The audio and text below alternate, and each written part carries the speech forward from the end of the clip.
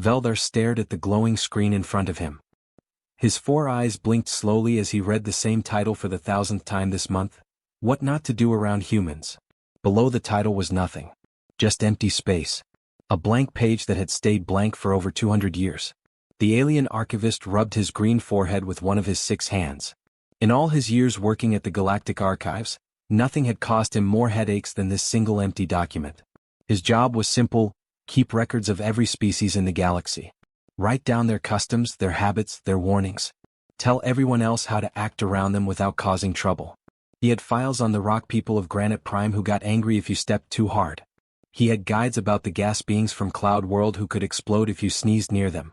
He even had a thick manual about the tree creatures who would try to plant seeds in your ears while you slept. Every species had rules. Every species except humans. Veldar's assistant, Quindal, walked over carrying a stack of papers. Her blue skin looked tired and her antenna drooped down sadly. "Sir, we got more complaints today." "How many?" Veldar asked, though he already knew the answer would be bad. 3,000 beings contacted us. They all want to know when we will finish the human guide. Some of them sound very angry. Quindal set the papers down with a heavy thud. The diplomatic corps sent another official request. They want the document completed by next week. Veldar laughed, but it was not a happy sound. Next week? We have been trying to finish this document for 2 centuries. Every time we write something down, the humans prove us wrong within days. He turned his chair toward Quindal. "Do you remember the first time you met a human?" Quindal nodded. "Ambassador Mincio. She seemed normal at first. Friendly. She brought gifts and followed all the proper greeting customs. I thought humans would be easy to understand." "What changed your mind?" "The peace treaty meeting with the Zorthak Empire. You remember, those giant warrior beings who loved to fight? They were making threats, pounding their fists on the table. Everyone was scared. Even our best diplomats did not know what to do." Veldar remembered that day well. The Zorthak were twice as tall as any human and had muscles like steel. They had sharp teeth and glowing red eyes. When they got angry, smart people ran away. Ambassador Mincio just sat there calmly, Quindal continued. Then she started laughing. Not nervous laughter, real, happy laughter. The Zorthak leader got confused and asked why she was laughing. She said his armor reminded her of her grandmother's cooking pots. And then? The Zorthak leader started laughing too. Within an hour they were sharing stories about their grandmothers. The peace treaty was signed before dinner. No one could believe it. Veldar pulled up another file on his computer. This one was thick with failed attempts and crossed-out rules. We tried to document that behavior. We wrote, "Humans use humor to defuse tense situations." The very next day, a human named Jehun used humor during a funeral ceremony and accidentally started a 3-day celebration that brought 2 enemy clans together. Quindal sat down in the chair across from his desk. "What about the time we wrote, humans cannot survive in extreme temperatures?" Human scientist Yejin spent 6 months living in the ice caves of frozen planet Beta, wearing nothing but regular clothes. She said she was testing her limits and somehow discovered a new form of energy while she was there. Or when we wrote, humans need oxygen to breathe? Veldar groaned. Engineer Taeyong held his breath for 40 minutes while fixing a space station in the vacuum of space. He said he forgot to bring his helmet and did not want to go back to get it. They sat in silence for a few minutes, both thinking about all the failed attempts to understand humans. The archive room was quiet except for the soft humming of computers storing billions of pieces of information about thousands of different species. "Sir," Quindal said softly, "why do you think we cannot figure them out?" Veldar looked at the blank page again. "I have been thinking about this for many years. Every other species in the galaxy follows patterns. They have limits. They have rules they cannot break. But humans?" He paused, searching for the right words. "Humans seem to think rules are suggestions. When we tell them something is impossible, they hear it as a challenge. When we say they cannot do something, they find new ways to prove us wrong. They do not fit into our normal way of thinking." "Should we give up?" Quindal asked. "Maybe the blank page is not a failure," Veldar said slowly. "Maybe it is the most honest thing we have ever written about any species. Maybe the empty space says more about humans than any words could." Just then his computer beeped with a message. Another request to fill in the human behavioral guide. This time from a young diplomat who was about to meet humans for the first time. Veldar looked at the blank page one more time, then began typing his response. "Read the empty page carefully. It will tell you everything you need to know." 200 years ago, Rixlon was excited about his new job. He had just been promoted to Chief Documentation Specialist at the Galactic Archives. His first big assignment was to create a behavioral guide for the newest members of the Confederacy, humans from a small blue planet called Earth. This should be easy, Rixlon told his team of 5 assistants. Humans look simple enough. 2 arms, 2 legs, 1 head. They breathe oxygen and eat food. How different can they be from other species we have documented? His assistant, Mordax, pulled up the preliminary reports on his screen. The initial contact team says humans are friendly but unremarkable. They have basic technology and follow normal social patterns. Standard documentation should work fine. Rixlon nodded and opened a new file. Let us start with physical capabilities. What do we know about human strength and endurance? Average strength, sir. Nothing special. They get tired after normal amounts of work. They need to sleep every day and eat regularly. Very typical for carbon-based life forms. Perfect. Rixlon typed the first entry. Humans have average physical capabilities.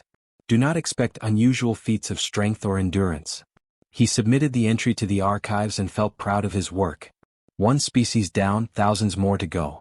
3 days later, his computer was beeping with urgent messages. Mordax ran into his office looking confused and slightly panicked. Sir, we have a problem with the human documentation. What kind of problem? A human named Jean Wu just ran a marathon on Veltox Prime. Rixlon blinked his large eyes slowly. That is not unusual. Many species enjoy running. Sir, Veltox Prime has gravity that is 3 times stronger than Earth. The marathon was 50 kilometers through mountains. In a sandstorm. While carrying emergency supplies for a rescue mission. Did he finish the race? He won. By 2 hours. And he was singing the entire time. Rixlon stared at his screen. Singing? Something called, Happy Birthday, according to the report. It was his friend's birthday and he wanted to celebrate while he ran. Rixlon deleted his first entry and wrote a new one.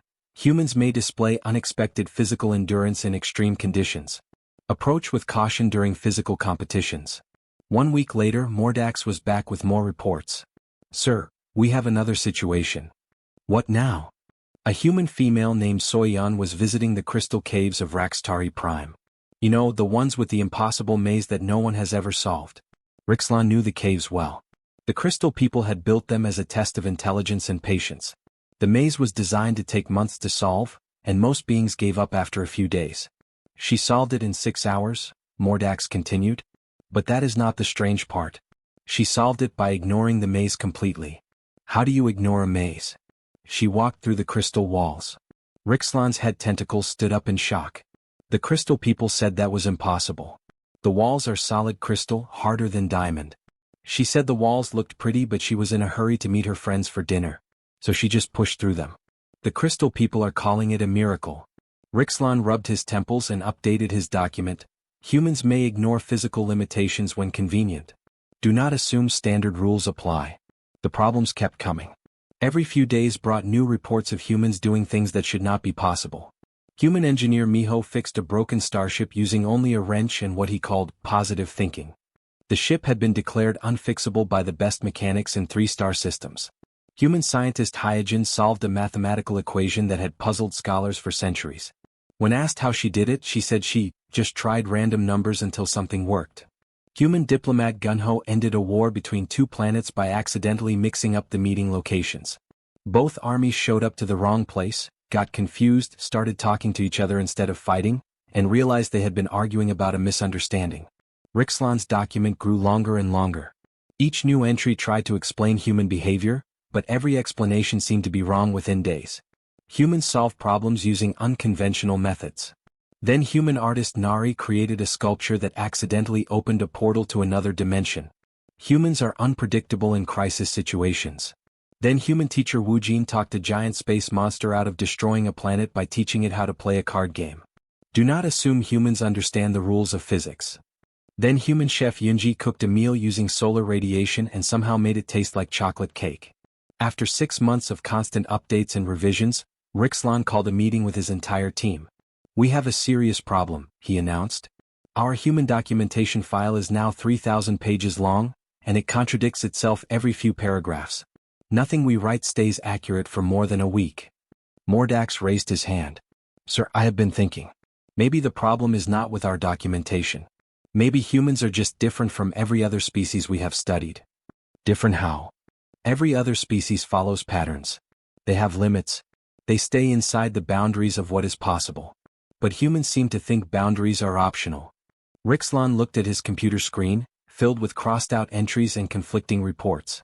Are you saying humans do not follow any rules? I am saying they make up their own rules as they go along. And somehow, the universe lets them get away with it. Rixlon sat back in his chair and stared at the growing file. For the first time in his long career he was completely stumped. After 6 months of failures, Rixlon decided to try a different approach. He called his team together and spread out charts and graphs across the big meeting table. We have been thinking too small, he announced to his 5 assistants. Humans are complex beings. We need a complex system to understand them. Mordax looked at the colorful charts. What do you have in mind, sir? Categories. Lots of them. We will divide human behavior into different sections. Military actions, science work, cultural events, emergency responses, and social interactions. Each category will have its own detailed rules and warnings. The team worked for weeks creating the new system. They made subcategories and sub-subcategories. They wrote detailed explanations for every type of situation where someone might meet a human. Rixlon felt confident this organized approach would finally solve their problem. The first new warning went into the military section. Under no circumstances should you tell a human that a military objective is impossible to achieve. This may cause unpredictable reactions. 2 days later, Commander Seo Jun from the Human Space Navy received a briefing about a rescue mission. The target was a prison ship trapped in a black hole's gravity well. Every military expert in the galaxy had declared the rescue impossible. The physics simply did not work. Nothing could escape a black hole's pull. Seo Jun listened to the briefing quietly, then asked for a small ship and some rope. Rope, sir? Asked the confused Galactic Navy officer. Good rope. The strong kind. 6 hours later, Seo Jun had somehow lassoed the prison ship with his rope and pulled it out of the black hole using what he called basic leverage principles. When scientists asked him to explain how he had broken the laws of physics, he shrugged and said his grandfather had taught him to be good with rope. Rixlon stared at the report and added a new entry. Do not mention impossible military situations to humans under any circumstances. The next week brought worse news. Human engineer Daeho had overheard 2 alien scientists discussing how it was impossible to build a bridge across the storm valley of Epsilon 7. The valley was filled with constant lightning strikes and winds that could tear apart metal. Daeho built the bridge in 3 days using materials he found in a nearby junkyard. When asked about the lightning strikes, he said he had made friends with the storm by talking to it politely. The storm now avoided hitting the bridge because it did not want to be rude. They are doing this on purpose, Mordax said during their morning meeting. Every time we write down something they cannot do, they go out and do it just to prove us wrong.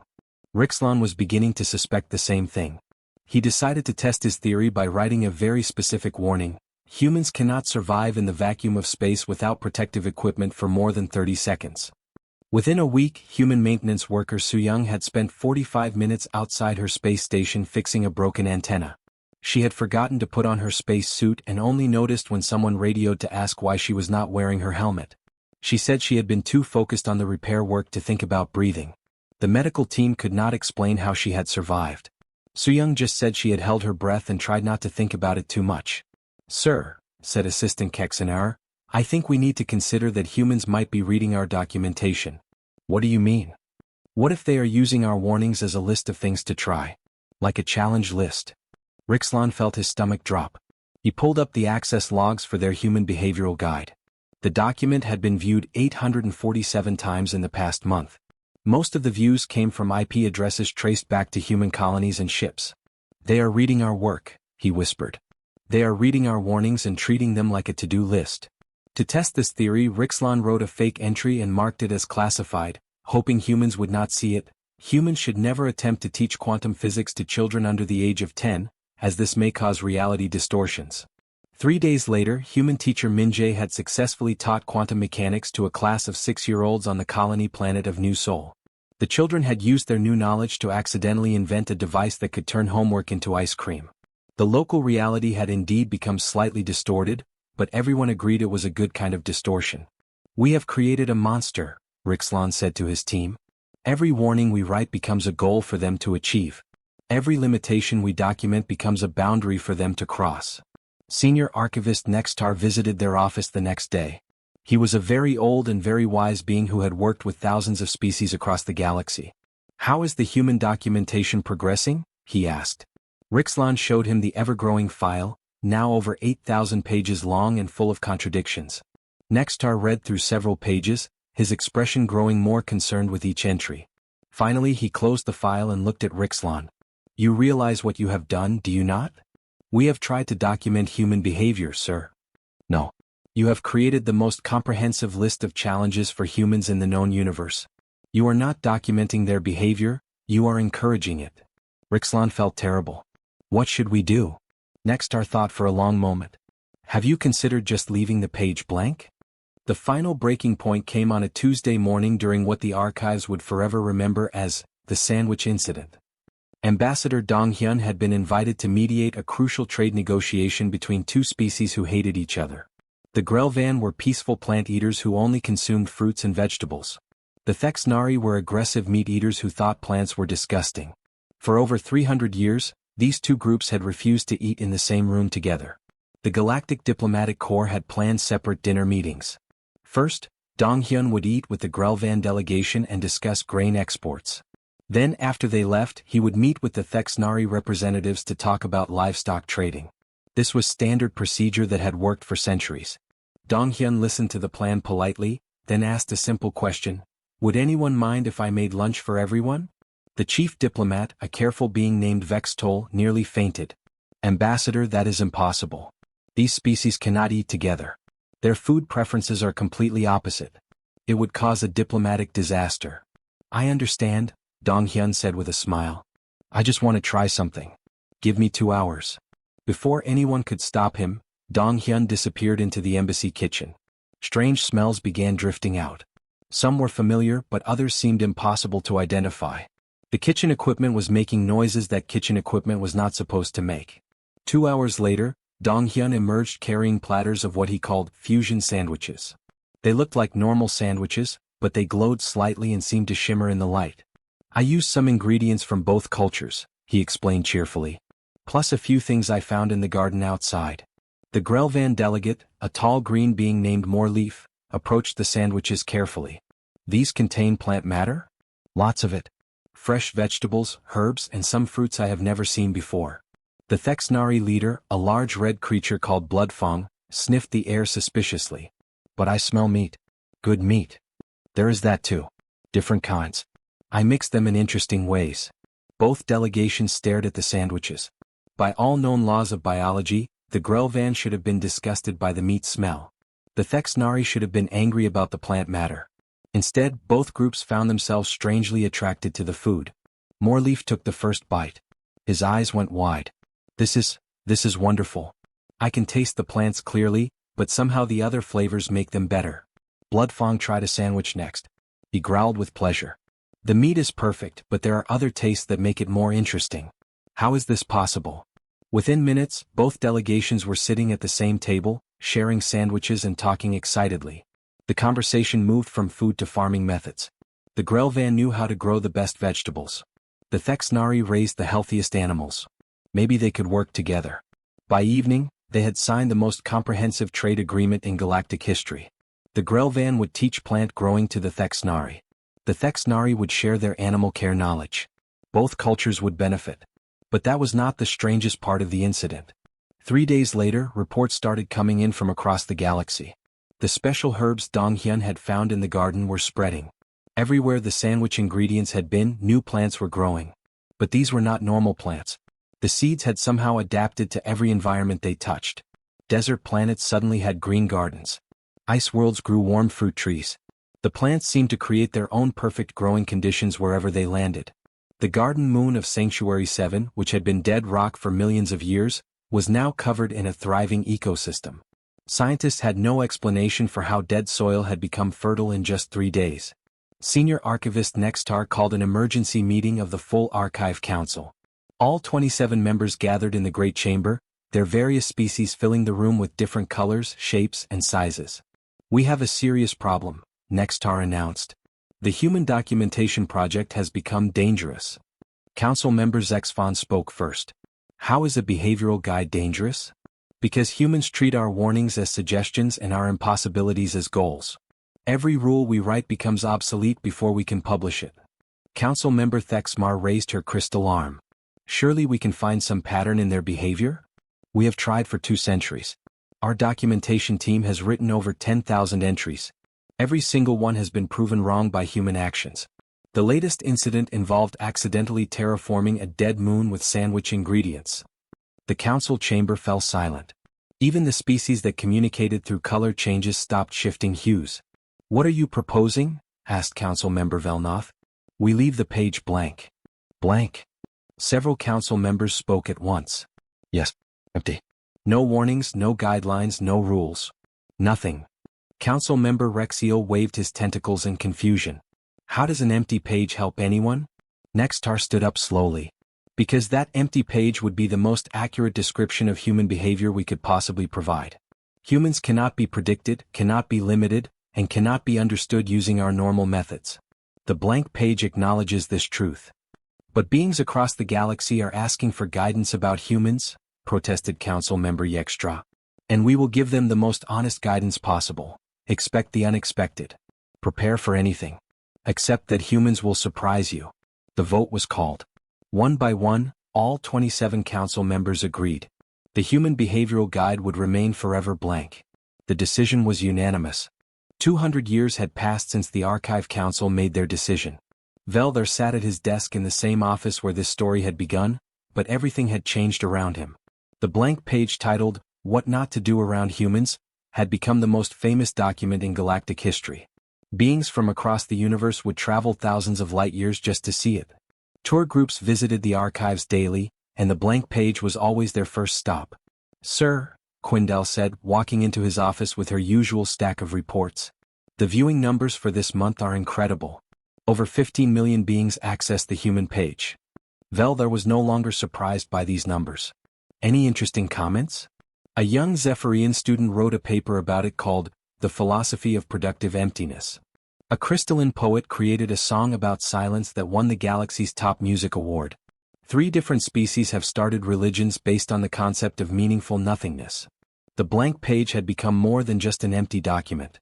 It was a cultural phenomenon that had spread across hundreds of worlds. Children from dozens of species would dare each other to guess what might be written there.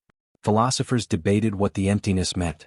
Artists created works inspired by the beauty of the blank space. What about the diplomatic corps? Veldar asked. They still require all new diplomats to spend at least 1 hour staring at the blank page before any assignment involving humans. They call it preparation through understanding nothing. Veldar smiled at this. The military had adopted similar practices. Before any joint operations with human forces, soldiers were required to read the blank page and meditate on its meaning. It had somehow become the most effective training tool in galactic history. A soft chime from his computer interrupted his thoughts. Sir, the human cultural delegation has arrived for their scheduled tour. Veldar felt a familiar mix of curiosity and nervousness. Humans still visited the archives regularly, but their reactions to the blank page were always unpredictable. Some laughed. Others nodded thoughtfully. A few had started crying tears of joy. One human had stared at it for 6 hours straight, then declared it the most beautiful thing ever written. Send them up, Veldar said. 10 minutes later, a group of 5 humans entered the archive's main hall. They were led by cultural attaché Nari, a middle-aged woman with kind eyes and a warm smile.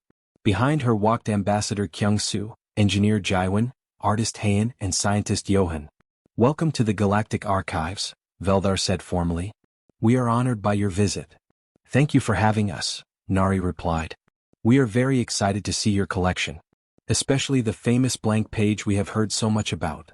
Veldar led them through the halls, showing them various exhibits and explaining the history of galactic documentation. Finally, they reached the display room where the blank page was projected on the wall in glowing letters. The humans stood quietly in front of it, reading the title, What Not to Do Around Humans. Below the title, nothing but empty space. Jaiwan was the first to speak. How long has it been blank? 200 years, Veldar answered. Since your species joined the Confederacy. Johan raised his hand like a curious student. Have you really never written anything on it? Oh, we tried, Quindal said, joining the group. For decades. We wrote thousands of entries. But every rule we made, humans would find a way to break it within days. Eventually, we realized the blank page was more accurate than anything we could write. Heian stepped closer to the display. So this emptiness, it represents us? In a way, yes, Velder said carefully. It represents your species' ability to exceed any expectation or limitation we try to place upon you. The humans exchanged glances. Then Nari began to laugh. It started as a quiet chuckle but grew into full, joyous laughter. Soon all 5 humans were laughing together. I am sorry, Velder said, confused. Is something wrong? Wrong? Nari wiped tears from her eyes. This is perfect. Absolutely perfect. You know what this blank page says about us?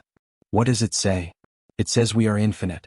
It says we cannot be contained or predicted or limited by anyone else's understanding of what is possible. Nari looked at the empty space with obvious affection. It says we are free. Kyung-soo nodded enthusiastically. Every other species in the galaxy has a manual that tells everyone how to act around them.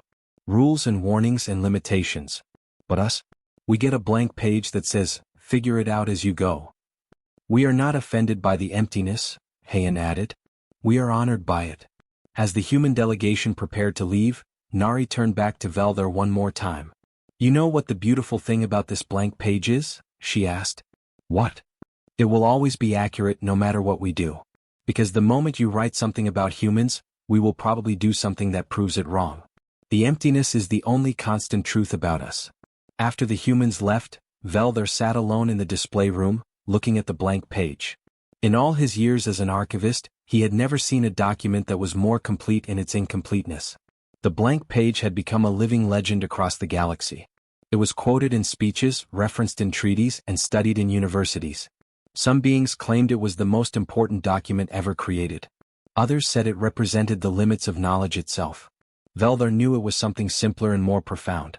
It was the galaxy's admission that some things could not be contained, predicted, or controlled. Some things were meant to remain wonderfully, beautifully, endlessly surprising. The page stayed blank, and somehow, that told everyone everything they needed to know about humans. It was perfect.